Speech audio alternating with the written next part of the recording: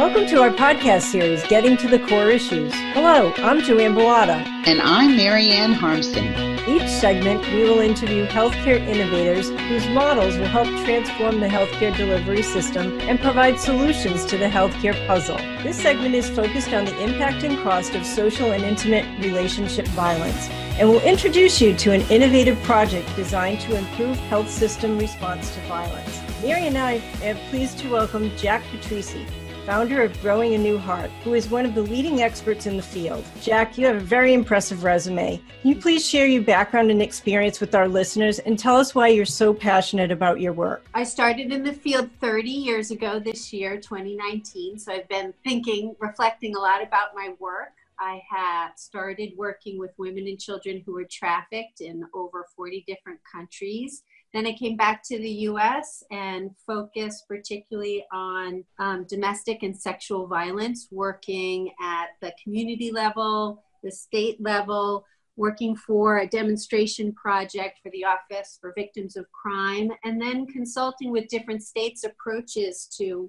what we call victim assistance. Then I had kids, which made me refocus on community level work. And I'm still doing both now community level work and consulting and doing some work overseas and directly on state projects. In looking at your resume, it occurred to me, how does someone at a very young age, you mentioned that you had been overseas, was that directly out of school? Was that part of a graduate program? How was it that you went from point A in your education? I don't know where you grew up. Was it in the Vermont area or the Northeast? No, I'm from New York. Okay. My dad from Brooklyn, my mom's from Queens, and I was raised mostly on the island, though I was born in Queens. And I didn't know domestic violence, sexual violence as a field.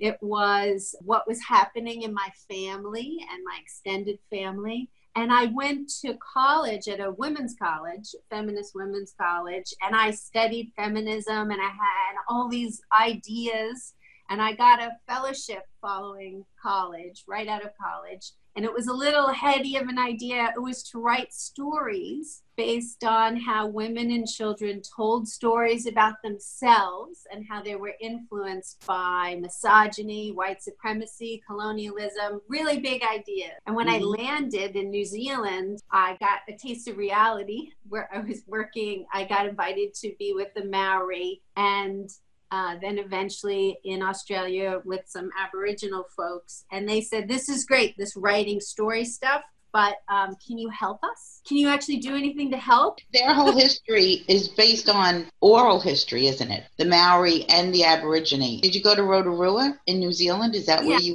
went? Well, I was there too as well. But what shifted for me was, first of all, it got me out of my head. All those ideas are really good, but how are we going to apply them? And that really shaped the arc of the rest of my career. I still write, I still do storytelling projects with people, but there's a big part of me that still has that voice saying, okay, and what are we going to do to help? What are we going to do to change? And on a community level, that's going to make a difference. What kind of help were they looking for? In the experimental camp with the young Aboriginal boys where I was, they had 3 options. They said, we need someone to drive. Because I asked, well, what do you need me to do? And it wasn't anything I was thinking of. They said, we need someone to drive, and I didn't have a driver's license. And we need someone to cook, and I still don't cook, and I didn't cook. And we need someone to help herd the sheep. So I, having heard all about how docile sheep are, I picked the sheep herding and was a spectacular failure. And it was really, for the rest of the camp, they used to say, whenever we were tossing ideas what to do, and they'd say something like, no, don't do that. That'll be like JAC herding sheep. But I did learn, start with what people need, get in there anyway, even if you're bad at it, get humble and get going. So I'm a failed shepherd, and that really launched my career in sexual and domestic violence. Well, that's the title of a book.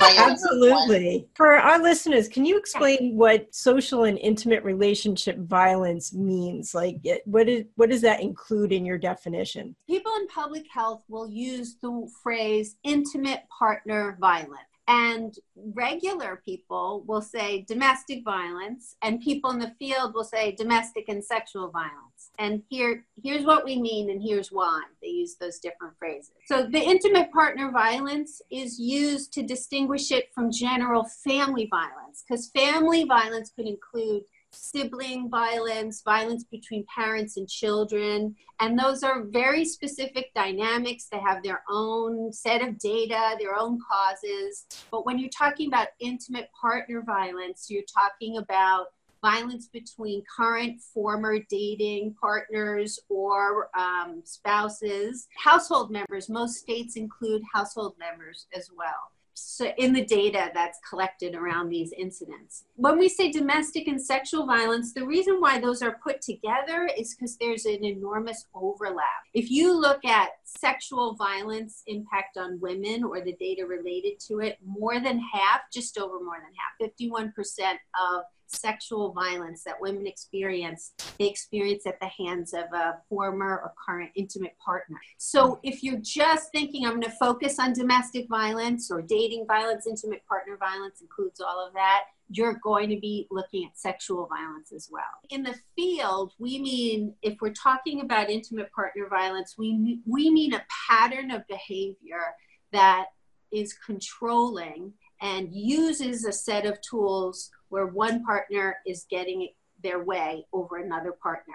And of the tools, there's intimidation, violence, sexual violence, and physical violence is just one of many tools to control money, use children, use threats. So we look at a pattern of behavior that uses all those tools in order to get one's way. And that's really different when, your regular folks or people. Well, actually, now that there's more movies about it, people have more exposure to the idea of the pattern. But most people commonly still think of being hit. What's really important to remember about this is that the dynamics used in domestic violence are very conservative. And what I mean by that is that the person who's abusive in the relationship takes the least effort they need. So if they don't need to hurt you physically to control you, and they can just intimidate you and still get what they want, that's what they'll do. I want to add that I run programs for people who perpetrate or use violence as well. So we work on that end of it too, as well as survivors of violence. So I'm going to be talking from both points of view. That would be perfect. I think that makes a lot of sense. How prevalent is social and intimate partner violence in the United States? In the U.S., intimate partner violence is 1 in 4 women in the U.S. and 1 in 7 men. In the world, it would be about 1 in 3 or 35% of women experience physical or sexual intimate partner violence. And if you just focus without the sexual violence, because that one includes sexual violence that are non-partner as well. If you just look at intimate partner violence, worldwide it's about 30%, and in the US it's 1 in 4 or 25%. Oh my goodness. And how much is this really costing us as a society? Oh, yeah. So I know we're going to apply looking at how this intersects with the health system. So I want to look at that particularly because there's lots of different ways to measure costs. And the cost measure I want to talk about is the overall cost of intimate partner rape and physical assault and stalking is more than $5.8 billion every year. And nearly $4.1 billion of that is for direct medical and mental health care services. If we're looking at it just financially and the cost and not the moral, ethical cost or what it means for the well-being of communities, if we're just looking financial cost, this is such a bite out of our entire economy. I'd just like to go over that figure with you. Are you referring to the cost in the American healthcare system, or are we talking worldwide at that $5 billion figure? No, this is us. This is just us. This is just in the U.S. This is really expensive. And that's because the consequences of this exposure to violence is not just immediate. It's ongoing and for your lifetime, especially. Like if you're being hurt, controlled, or feeling constant intimidation in a relationship, Typically, these relationships are lasting, especially if they're kids, over time. And what happens to your health, your physical system over time, and your mental health when you have an exposure to violence that's continuous, is this buildup of impact across domains of health. It's really likely that there's going to be all kinds of OBGYN related impacts, but there's other things like increased chance of having asthma, gastrointestinal distresses, all the things that happen when your system is stressed repeatedly over time. They are doing more and more studies on that, showing that the impact of stress as it relates to every aspect of life is enormous. We were looking at the actual subsets of who's actually prone to domestic violence. Is there a specific demographic that's more prone? And do you see that in the studies that you do? And when you spread it across, is it based on, are there economic drivers? I would think just the stress alone of people in lower socioeconomic areas, it certainly goes on in the upper in the areas where there's more advanced economic returns. But I would think that the stress in some of our different cities and areas, like say a Flint, Michigan, do you see it more in certain demographics, or is that just an assumption that's not really founded in actual results? A really great question. So I'm going to back us up to really look at what causes violence. And this is really interesting, especially like every time there is a mass shooting, you'll hear people get on the news and say, we need more funding for mental health services. And certainly we do need more funding for mental health services. But the presumption there is that violence is rooted in a mental illness, like generalized violence. And that's not accurate. By and large, people who are living with mental illness are not more violent than people who are not living with mental illness. It's a very small percentage, like maybe 3%. But those who are violent, who are living with mental illness, are violent for the same reasons that people who are not mentally ill are violent. There's two factors. They have an attitude and belief that violence is okay, and they have a community or friend or family that supports it. And if we look at intimate partner violence, the same thing holds. People who perpetrate violence in intimate partnership have attitudes that condone violence. So the World Health Organization and others of us who focus on this field look at the research related to this. They've witnessed violence, but not always. They have community norms. So that could be even television, the web, the whole idea of what it means to be in partnership that condone violence when you don't get what you want. And that's where all this discussion about toxic masculinity, that phrase, that's where this is coming from, that the social norm that associate with how you're supposed to be are the things that are the risk factor for violence. And you're right that when there is greater economic stressors, the person who would be the survivor of the violence has fewer options to leave. Usually it's tied as the number one reason why someone would be staying temporarily in relationship. And they do leave. Like, that's a misunderstanding. Why don't survivors leave? They do leave. It's just, when do they leave? The number one factor that's tied is the concern for the kids and with money, financial viability. Like, how am I going to do this? Literally, there are not enough shelter beds. Well, you know this, that 60% of working Americans now find it hard to meet all the basic necessities. And since 2015, more than half of working Americans make $15 an hour or less. So if you add on top of that, I'm thinking of leaving with all my kids. Financial stressors are the number one reason, tied with, I'm worried about what's going to happen to my kids, because we don't have a child protective system that really works for survivors of violence. And folks in that system know that. We work closely together. What I mean by that is, if child protection is called due to domestic violence, usually the response is to put a burden on the survivor about protecting the children, and then puts them at risk for keeping custody of their own children. Organizations like CASA that set up advocates in the court on behalf of children that are stuck in systems like that, or in a situation like that. Yes, and this works really to the detriment of the survivor, who now, because the abusive person says, if you tell anyone, I'll call the child protective and you'll lose the kids. Yeah. So that's one of the tools. Communities that are poor, the prevalence, the danger goes up, and our interventions have been working, but only for one segment of the population. So in the last 20 or so years, since the Violence Against Women Act in 1994, we have had a significant drop in the rates of domestic violence. Significant, but not for everyone. For white middle-class women. And the drop has not followed for women of color. For Black women, for Latina women, it has not followed for people in the LGBTQ plus communities. So it's showing us our interventions, that the way we've been doing it were really designed for but one segment of the population, leaving behind others. As the average person looks, what are some of the signs that they would be looking for that would alert them to?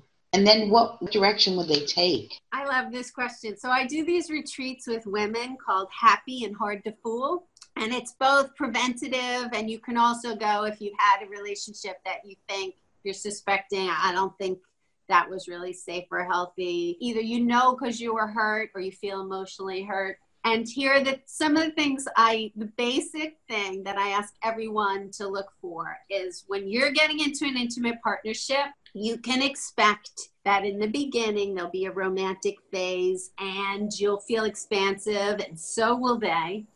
And another thing that you can expect is that you will have a conflict phase. And most people, especially Americans, very romantic, and our romantic comedies don't really do much with this. Most people think that when the conflict phase hits, that the romance is over. And what I'm saying is you don't know what kind of relationship you have. And this applies to jobs, communities, politics, as well as intimate partnership. You don't know what you have until you have a conflict. Yes. Right. And that's when you find out what you've got. And so people will text me that I've worked with and say, oh, JAC, I'm in a great relationship now. It's amazing. And I say, great. Have you had a conflict? They say, no. I say, okay, get back to me after you've had one. Because what you're looking for is, can the person you're with stand it? How do they treat you if you completely disagree on your values, on what your priorities are, how you spend time, money?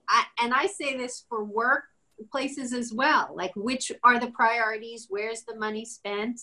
And you can have a healthy breakup that is not abusive. But the cornerstone of being abusive is, if I don't feel comfortable in some way, I use abusive tactics over you. You know how they're starting to integrate programs in primary schools and in high school for learning how to manage money and understanding a checking account, understanding the concept of savings, because it seems that we have a whole generation that somehow thinks that the money fell off the trees, or the opposite. Do you think a curriculum that addresses both at a grammar school level, at that level, and then at a high school level, so that people would be aware of just exactly what you're speaking to?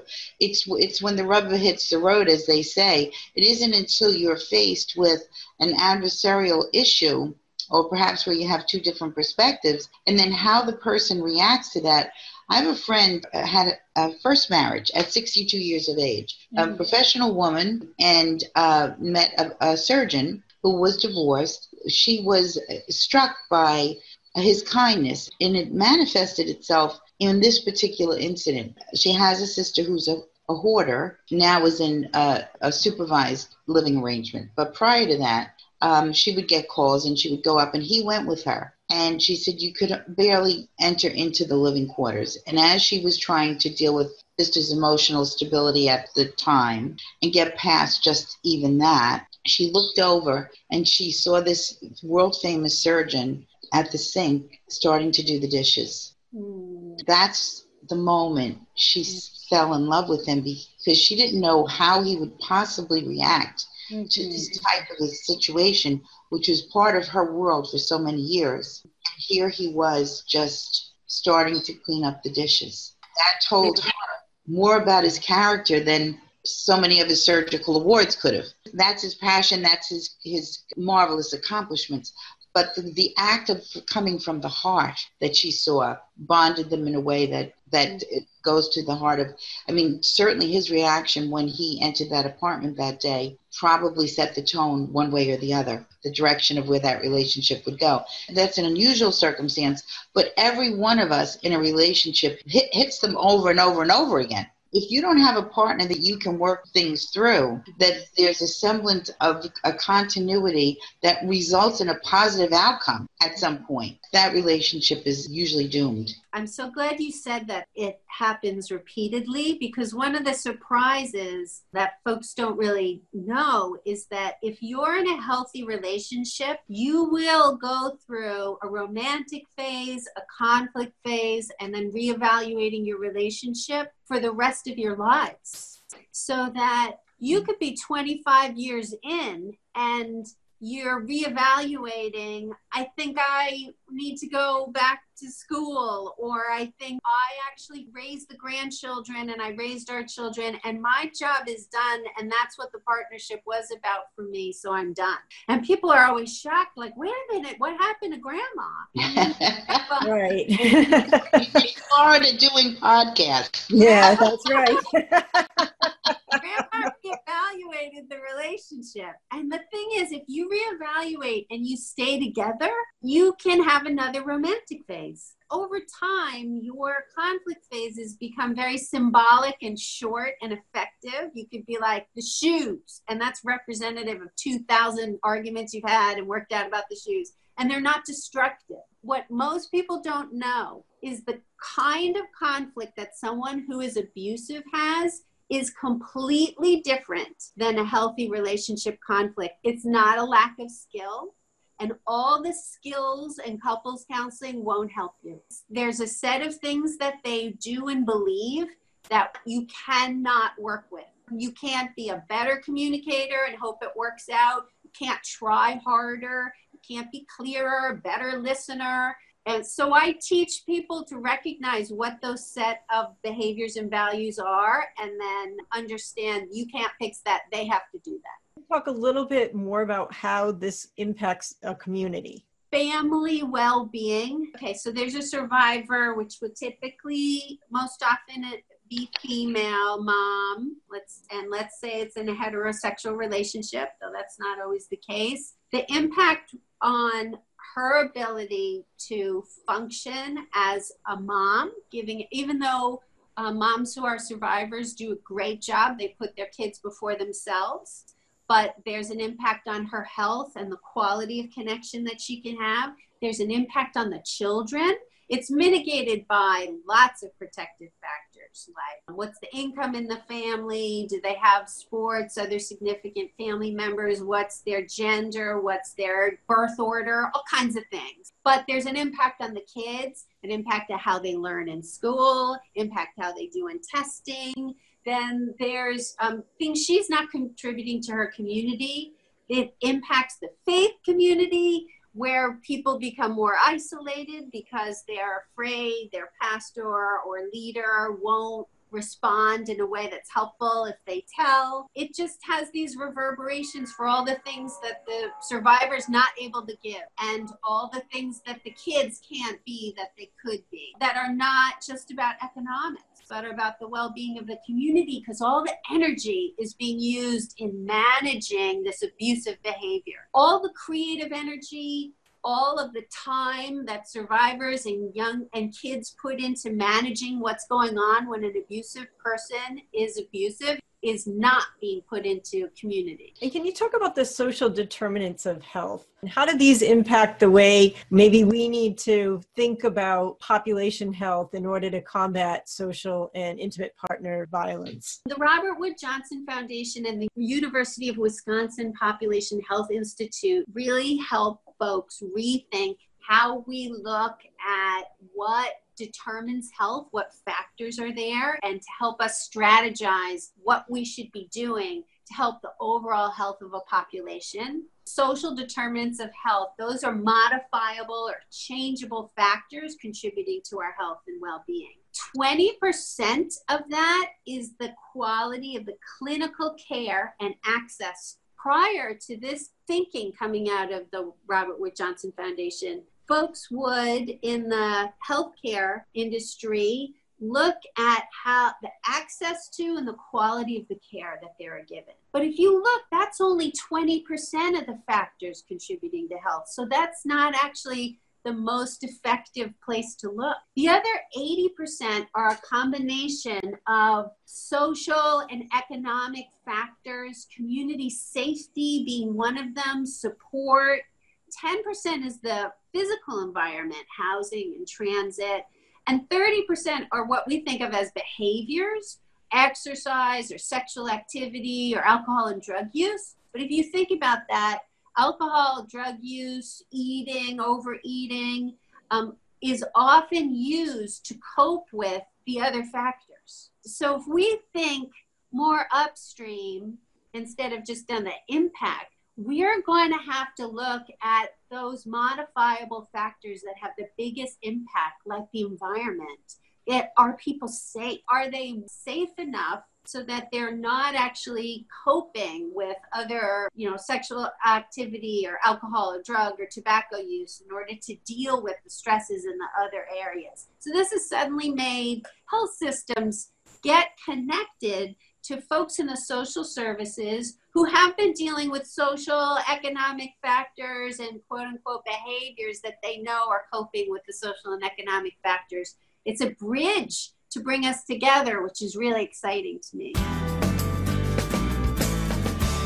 What you have discussed with us is phenomenal. And I think the subject is so over-encompassing that we probably could spend days talking about it. And maybe at one point we can come back to you. We thank you so much, JAC. For more information about JAC and her work, please visit our website at exigentkey.com. Don't forget to share this podcast with your family, friends, and colleagues. Thank you.